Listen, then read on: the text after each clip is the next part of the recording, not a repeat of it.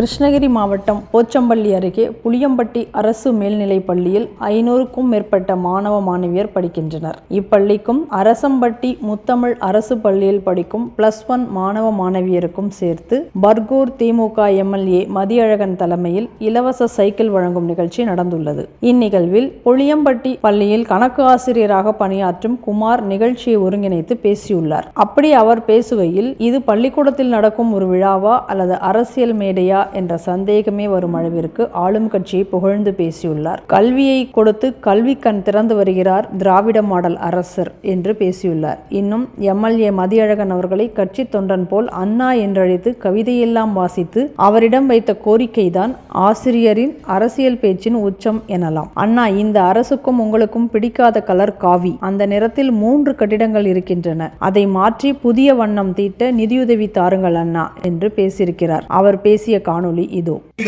ஏழை அரசு பள்ளி மாணவர்களின் மருத்துவ கனவை நனவாக்கியது. இன்றைய நாளில் தொழிற்கல்வி படிக்கும் விரிவுபடுத்தப்பட்ட அனைத்து தொழில் படிப்புகளில் சேருவதற்கும் ₹1 கூட செலவில்லாமல் கல்வியை கொடுத்து கண் திறந்து சமூக நீதியை நிலைநாட்டிக் கொண்டிருக்கிறார் திராவிட மாடல் அரசர். இதன் விளைவாக இந்தியாவின் சராசரி உயர்கல்வி சேர்க்கை விகிதம் 27% என்றால் தமிழ்நாட்டின் உயர்கல்விக்கான சேர்க்கை விகிதம் 51.4%. இதுதான் திராவிட மாடல் அரசின் சாதனைகள். மீண்டும் நாம் தான் மீண்டும் நாம் தான் என சொல்லி இந்த அரசை மனதார வாழ்த்துகின்றோம். நிறைவாக எங்கள் மதியண்ணா எங்களுக்கு வரம் தருவதற்காக நீங்கள் காட்சி தர வேண்டியதில்லை.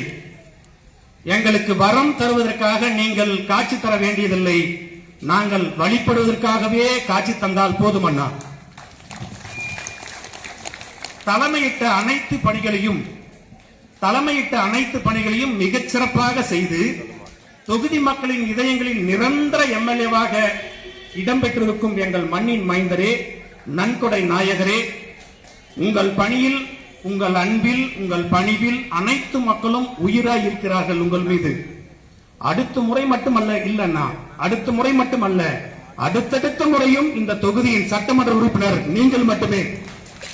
அடுத்து எங்கள் பள்ளிக்கு வருகை தரும்போது, அடுத்து எங்கள் அன்பு அண்ணன் எங்கள் பள்ளிக்கு வருகை தரும்போது சிவப்புகளுக்கு வைத்த சைரன் வண்டியில் அமைச்சராக வர வேண்டும் என்பதே எங்கள் பள்ளியின் சார்பாக வாழ்த்துகிறோம் அண்ணா. வாருங்கள் அண்ணா, சிறப்புரை தாருங்கள். கோரிக்கை வைக்கலன்னா அண்ணன் கோச்சுப்பாரு. எப்பவுமே எந்த பள்ளிக்கு போனாலும் கோரிக்கை வைக்கலன்னா அண்ணன் கோச்சுப்பாரு. அதுல நம்ம எம்எல்ஏ வந்து இன்னும் ரொம்ப கோச்சுப்பாரு. வந்தோடனே கேட்டார், குமார் ஏதாவது கோரிக்கை இருக்காங்க? ஒரே ஒரு கோரிக்கை தானே. இந்த அரசுக்கும் உங்களுக்கும் பிடிக்காத கலர் காவி. இந்த அரசுக்கும் உங்களுக்கும் பிடிக்காத கலர் காவி. அந்த நேரத்தில் 3 கட்டடங்கள் உள்ளதுன்னா அந்த நேரத்தில் 3 கட்டடங்கள் உள்ளது. அதை மாற்றி புதிய வண்ணம் தீட்ட நிதி மட்டும் அழைத்து தாருங்கள் அண்ணா. நன்றி, வணக்கம். சிறப்பளித்த வணங்க அன்பானவை அன்போடு அழைக்கின்றோம். அவரின் இந்த பேச்சு சர்ச்சையான நிலையில், கலர் மாற்றுவதற்காகத்தான் சொன்னேன், காவி என சொல்லவில்லை, அரசியல் சாயம் பூசும் வகையில் நான் பேசவில்லை என்று கூறியுள்ளார்.